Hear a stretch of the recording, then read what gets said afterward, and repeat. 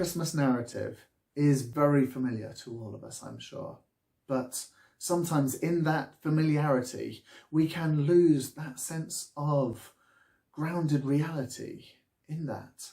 We can get caught up in the sparkle and glitter of it and lose sight of what the Bible actually says.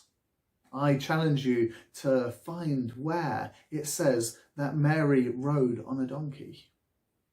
And so for these reflections, I'm going to look at people that are mentioned in that nativity story and look at how their lives would have been affected.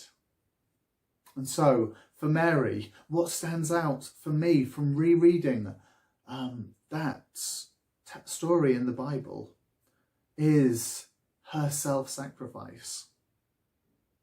At a very young age, this happened to her. People say maybe around 13.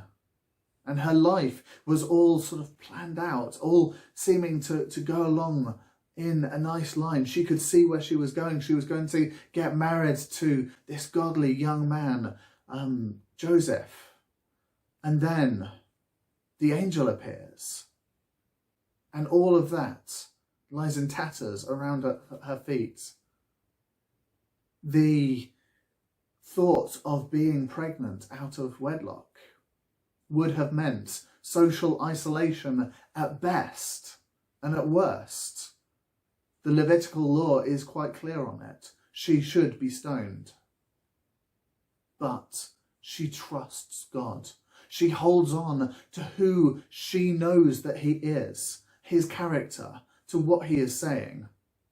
And she says, "Behold, I am the servant of the Lord. Let it be to me according to your word." She trusts him implicitly because of that relationship. That's who she knows God to be.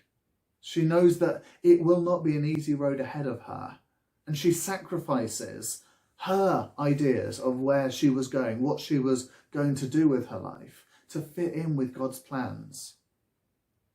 Now, I'm not suggesting that any of us are going to be asked to sacrifice in the way that Mary was.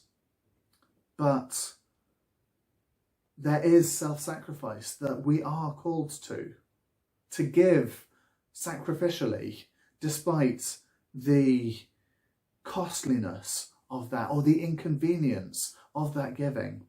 Or maybe to love unconditionally, despite the pain and the rejection we may feel. To be that light in the darkness. The darkness does not know it, and yet it was not overcome. And so, as we reflect on Mary today, how is God calling us to sacrifice? How is God calling us to love unconditionally, to give sacrificially? How can we be that light to those around us?